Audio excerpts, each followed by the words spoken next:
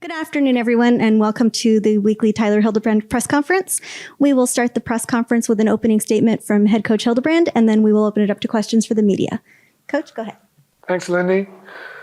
I like that shirt, Newport Harbor Volleyball. Shout out to Coach Danny Glenn there. Yeah, it was a good week. It was fun to play in front of our fans.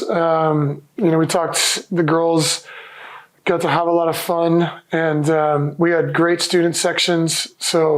Great attendance in our student section in the sand pit.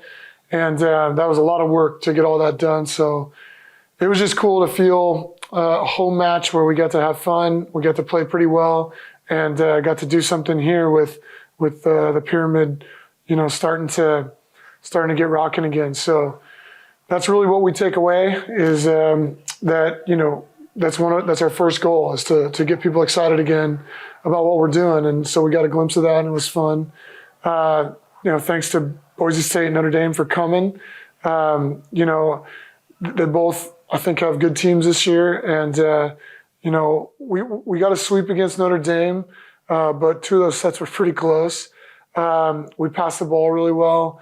It seemed like pretty much every match this year, one thing's been pretty good or two things have been good, and then a couple things haven't been great. So as I've been saying, it's a sign that, we're able to still win these matches when we're having to deal with, parts of our game not being great and other parts being good. But the one thing that's been consistent is our girls keep finding a way to fight, not get down when they lose some points. And I still think that's something that's really unique that we have going on. So we're going to keep trying to build on that. Between the two teams, Boise State and Notre Dame, one is a conference leader in blocks per set, at least last year they were. That was Boise State. And then Notre Dame, not as tall, but they dug up a lot of hits from you guys this past weekend. So that was a pretty stark difference between the two teams. What adjustments did you see your team make on the court as those games went on? Boise State is physical.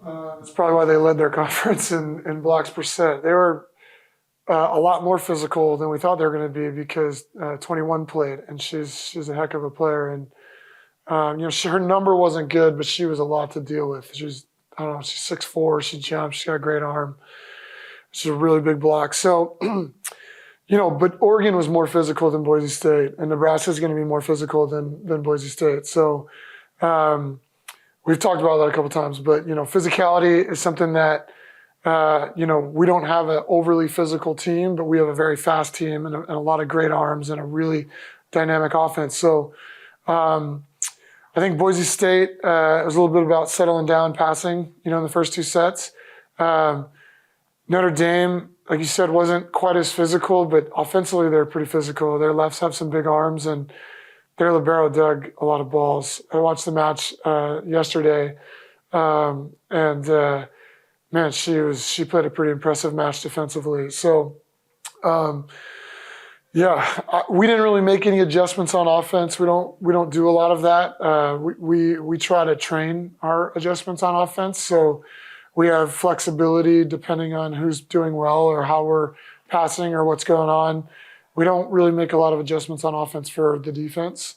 I know a lot of teams do, but for us, that's not how we build our offense. So I guess to directly answer that question, we didn't make many adjustments, but you have to deal with it. And Boise State was big, and we had to deal with that. And we had to deal with a lot of long rallies against Notre Dame. I think that's why our number was low, was because we were making some great swings and they were digging some balls, and it was hard to kill the ball. So, we don't make that many adjustments on our side, but it certainly was two different types of matches.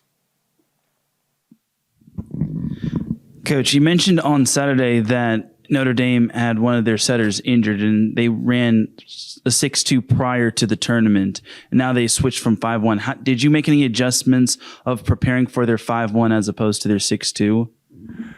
Prior to the match, not really, because we only had 5 or 6 side outs in each row that they're in their 5-1s, right? Because she got hurt in the first set. So,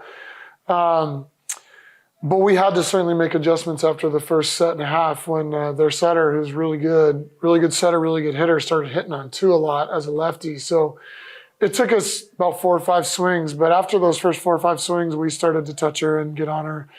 When you go from a 6'2" to a 5'1", 6'2", you don't run a lot of slides. You can run some slide too, but you don't run a lot of slides. And 5'1", you kind of have to, or, you can overload to the right. But we kind of realized that they weren't going to set a whole lot of slides. So it made it a little bit easier for us to release to their go. So that we knew that their left sides were going to get most of the sets, even in the 6'2" they did. So that was, we were looking for things that would be congruent, not to try to change like 5 different things that they may or may not do. So it didn't really affect the game that much because we were passing really well and Notre Dame wasn't passing that well. So a lot of it was just left side anyway. So the one adjustment we had to make was their setter was pretty offensive. So, but other than that, we like to be adaptable. We like to go into matches ready to adjust, keep things on our side of the net. So we tried not to overcomplicate the fact that they switched to a 5'1". Speaking of setting, your setter, Zana Meyer, has kind of taken the conference by storm, at least awards-wise. Back-to-back setter of the week. She was the freshman of the week last week. What did you see maybe in her before she even got here? And then what have you seen from her to start this season? Well, I'm really proud of Zana because first of all, Zana's an elite setter, and everyone that knows volleyball that watches her set knows that she's got a gift. But so I first met Zana when she was an 8th grader, and came to Nebraska camp when I was in Nebraska the first time. And there was only 3 setters that got invited to that camp, and she was one of 3. So we thought in Nebraska she was the top 3 setter in the country. So got to coach her at camp, etc. Then when I was the USA coach for beach, I was the head USA beach coach. She was doing a lot of high performance beach stuff. So I'd see her, once a year or something, and say hi or whatever. So I already knew about Zana, and she was in the portal, and texted me. I wasn't even I couldn't even respond to her because she texted me like 12 hours after the national championship game in Nebraska. So I wasn't even hired here yet. So I couldn't respond to her. We had to get all the compliance stuff done. And then I finally got all that done. Everyone worked hard to get it. Both Nebraska and Long Beach compliance worked really hard on a Sunday to get it all done. Because I'm like, I got to get back to this girl and I can't. And so once we got cleared, I was able to talk to her that night. And I think it's been a while since we've had a setter of that caliber here.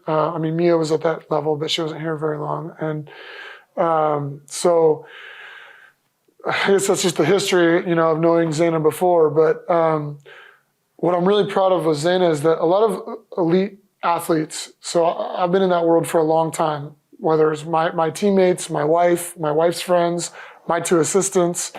When you get to the highest level, lots of times you have this perfectionism mindset because it's driven you to get to be great. And so most of my coaching in the last 8 years is like, how do we get people to not try to feel like they have to be perfect without losing that drive? So Zana has a high drive, and she wants to be great, and she puts the work in, and no one works harder than her.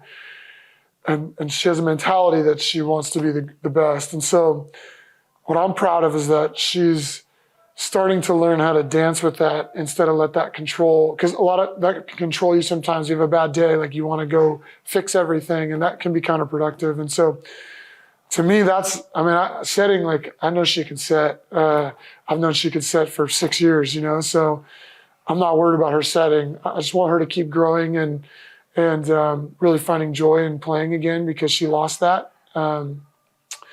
I know I say that every time, but that's really what we're trying to do. And she lost it, and she's finding it again. And so, and I think her play is when she's not having fun, or any of our girls aren't having fun, or they're not enjoying the process, then they don't play very good. So she's playing good, I think, primarily because she's really enjoying what she's doing and her teammates. And so I'm proud of her because she's come a long way from the spring, because in the spring she wasn't enjoying it yet. So. But she's going to light it up this year, and you guys are going to see she's a freshman. She's got 4 more years. She's going to light it up this year, and so we have 2 really good setters, in our gym, and so they're pushing her every day as well, and Tia is one of our captains and an unbelievable leader, and she's also a great setter. So she pushes in every day too. So. Coach, defensively, where do you think your team stands, and what is it going to take for your defense to get to that next level and possibly take the NCAA volleyball world by storm? Well, that's a good question. I like that you asked it like that. I don't know if we're going to take the NCAA volleyball world by storm, but I got the stats from Lindy today. Thanks, Lindy. I actually like to look at those every week, so thank you. We're number one in opponent hitting percentage, which means obviously they're hitting the lowest. Really kind of not important right now necessarily because, we've played some tough teams. Hawaii's played some tough teams. Santa Barbara's played some, but not everyone's played tough teams. So those numbers can change pretty quickly. But we're number one right now, which is good considering we played some tough teams. And I think, something I learned at Nebraska, certainly, and Coach Cook, we always used to think it was offensive hitting percentage was going to win the conference. But really, I think opponent hitting percentage, if you win that, you have a really high chance of winning the conference. And, we have a saying, or I have a saying personally, that, offense changes the game and defense wins championships. So offense progresses sport. So, think about football or the triangle offense in basketball or West Coast, or the BIC and our, offense is what makes the game progress, and then defense is what wins you championships. So it's nice to be good at both, but so that's a goal of ours is to win the opponent hitting percentage within our conference. So I don't think we need to do anything different to get to the next level. I think we're going to be a really good defensive team for a couple of reasons. One, how we train. I think we know how to train. I think our practice design and everything is going to get those reps.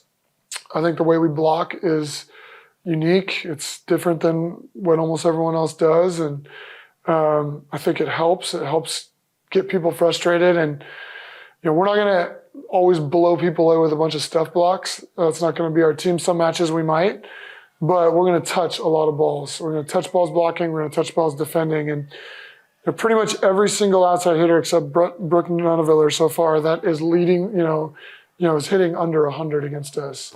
And these are girls that are more physical than us. So Brooke hit 300, but, so we're going to be able to slow people down, hopefully, because of that. And that's just our goals. We want to frustrate you, touch you, not have open looks throughout the course of the night. And so that's kind of our goal. And you touched on it, I don't know if we're going to take the country by storm, but hopefully we're gonna be the best defensive team in our conference. And then, Coach, obviously heading back to Nebraska, what are you looking forward to the most when going back to Lincoln, Nebraska and facing Nebraska? Well, we talk about balance, and I don't know. Even when I was a player, really, to me, there's not a lot of I don't really get caught up in minutia of this weird competitive stuff. One, you want to be great at sports, so I think that helps steer clear of doing, anything unsportsmanlike if you don't get all wrapped up in it. And, I was on the world tour for beach for 9 years, and that's different because you're eating with people like Brazil and Germany, and you're literally having breakfast with your competitors and then riding a bus to the gym with them. You never do that indoor, but the beach you do. And you might have 5 stops in a row, 5 weeks in a row, 5 different countries, and you're flying with them and sitting in airport lounges. So, but I would get some crap from people why are you so friendly with, they're our competitors, you should have this competitive. And I'm we're just living life, man. We're out here on the road away from our families. Why not just enjoy? We're all in the same thing here. We're all sacrifice a lot to try to compete. So I've always been like that, I feel like.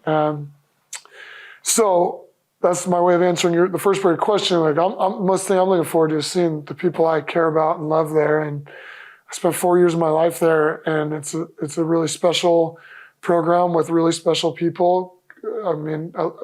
Coach Cook is one of my mentors, and I love him as a person. And I could go down the list. Jalen's one of my best friends, and Kelly I coached, and I love her, and Lindsay, and Brett, and Brian, and Jolene. And so I'm just happy to go see everybody. Is what I'm looking forward to most. As far as the team, what I'm looking forward to is, finding that underdog feeling, because we're certainly going to be the underdogs. And I'm looking forward to seeing our girls compete like they did against Oregon, and maybe challenge Nebraska enough to get in a match where we can beat them. And we think we can beat them, but we know that if we play them 10 times, we're not gonna beat them every time. That's for sure. So we want to let the moment and that crowd bring the best out of us. And I think I'm excited to see us do that, because we're going to need to do that against Hawaii when we go play them. I don't know a lot of the other gyms on the women's side, so I don't know if there's a lot of big crowds in our conference, but I've played and coached in the Hawaii gym when there's 10,000 more than 10 times. So I know that that's going to be a match where we're going to have to prepare for, and so Nebraska is going to give us that opportunity. So I just hope, that's why we scheduled it, because of that, and I want our girls to, they deserve to play in front of a crowd like that, and crowds like we had this week, and so, or last week. So personally, I'm looking forward to that. I can't wait to see them do a 3-minute standing ovation for Callie when they announce her. That'll be really special. And I think that, I'm looking forward to our girls getting a chance to compete on a big stage, because you just don't get that all the time, and you don't get that in our conference all the time. Thank you, Coach.